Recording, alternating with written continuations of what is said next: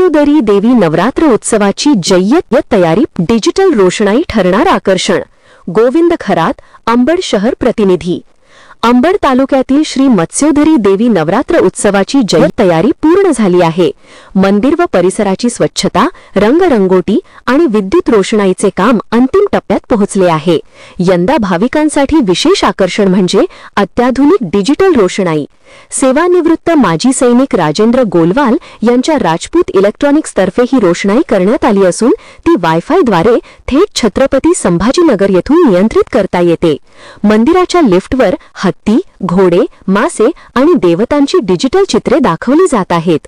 यात्रेत अंबड ITIचे 75 स्वयंसेवक कार्यरत राहणार आहेत। भाविकांच्या सुविधेसाठी 60 बाय 60 फुटांचा वॉटरप्रूफ मंडप उभारण्यात आला असून नव्याने 13 शौचालये बांधली आहेत। 22 सप्टेंबर रोजी तहसीलदार व संस्थान अध्यक्ष विजय चव्हाण यांच्या हस्ते घटस्थापना होऊन नवरात्र महोत्सवाचा शुभारंभ होईल।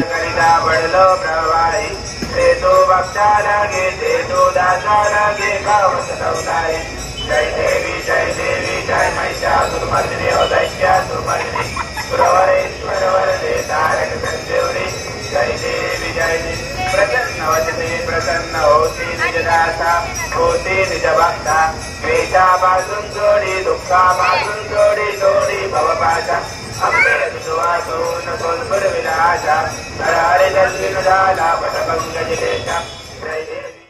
मी राजपूत इलेक्ट्रॉनिक संचालक माजी सैनिक राजेंद्र गोलवाल आणि माझी जी मत्स्योदरी देवीला जी लाइटिंग चालू आहे ती ऑल इंडिया ऑपरेटिंग आहे। मी कुठूनही ती लाइटिंग ऑपरेट करू शकतो आणि असे डेकोरेशन माझे 3 ठिकाणी चालू आहे आणि कोणत्याही देवस्थान आणि धर्मस्थानाला माझं पूर्ण लाइटिंग डेकोरेशन मध्ये पूर्ण सहकार्य असतो।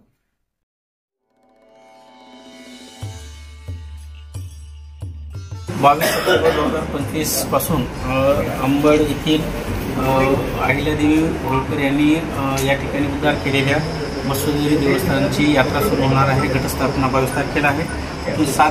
तिथून 9 दिवस आपल्या इथे या ठिकाणी यात्रा मोठ्या प्रमाणात उत्साहामध्ये या ठिकाणी होणार आहे। त्या यात्रेच्या अनुषंगाने आवश्यक असलेल्या ज्या काही गोष्टी आहेत त्या आम्ही या ठिकाणी झाल्याबाबतचा आढावा या ठिकाणी घेतलेला आहे।